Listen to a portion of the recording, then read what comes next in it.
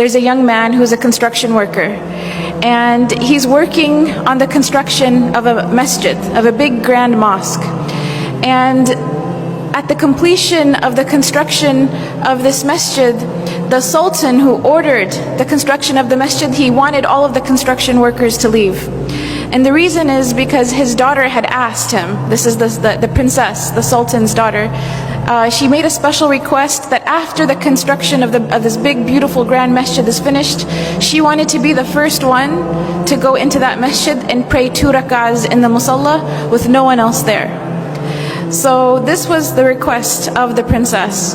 So the masjid is finished, the construction workers leave, and this one construction worker, he was falling behind, he was late, and he didn't realize that everyone else had already left, and they had allowed the princess into the masjid to go pray. So as he's leaving, he catches a glimpse of the princess inside the musalla of the masjid praying 2 rak'ahs of nafl. And the scene was just so incredible to him. It was such an amazing scene. And he basically just fell in love with the princess. It was just a very beautiful image to him, and he fell in love with her. And it became more than that. He became infatuated with her. So when he came home, he told his mother about what had happened.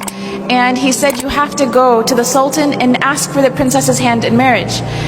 And the mother said, I can't do that, you're a construction worker. No one's, the Sultan's not going to have his daughter marry you. But this construction worker became infatuated. He couldn't work, he couldn't think, he couldn't eat, he couldn't sleep. He was just in a miserable state. And the mother, out of fearing for her son and his well-being, she realized that if she doesn't do something, he may die because he's refusing food and water at this point. So she goes to the palace and she asks to speak to the Sultan, and the guards, they turn her away. And she insists and she says, my son is going to die, I have to talk to the Sultan. So finally they let her talk to the Sultan. And she mentions the story to the Sultan, and the Sultan asks that she come back with the construction worker. So they come back together, and he tells the construction worker, after everyone leaves the masjid at nighttime, after Isha prayer, you have to come and pray qiyam in this masjid for 40 nights. If you come and pray qiyam in this masjid for 40 nights straight, I will let you marry my daughter. And he said, there will be someone there to make sure that you come, and if you miss a day, we'll know about it. So in 40 days, if you fulfill your end of the bargain, I will let you consider my daughter for marriage. So the construction worker is excited. This is a chance at life. So he goes the first day and he prays qiyam in the masjid after everyone leaves. And he goes the second day and the third. And after a few weeks, he notices that he's getting better. He's eating again, he's drinking again, he cares about life again. And eventually he starts to really, really enjoy coming to the masjid and praying qiyam when everyone else has left. To such an extent that he starts to pray to Allah, that Allah never takes away these beautiful moments that he has with him, alone in solitude, praying to him in the night. So 40 days pass, 50 days pass, 60 days pass, 70 days pass, and eventually the Sultan asks to see the construction worker. And he says, how come you didn't come see me? You fulfilled your end of the bargain.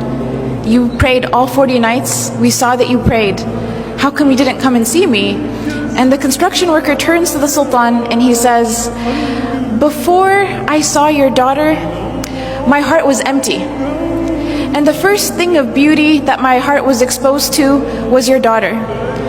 And that's why it grabbed onto that experience. But then after I started praying in the masjid for 40 nights, my heart witnessed a beauty that was much greater than her. My heart witnessed a beauty that it has never felt before. And he tells the Sultan, he goes on to say, thank you so much for offering me your daughter to consider, but I am happy where I am and I am in no need of her. And he goes on his way. And he doesn't marry the princess because he had found a love and a beauty and a happiness that was much greater than just seeing the princess that one time.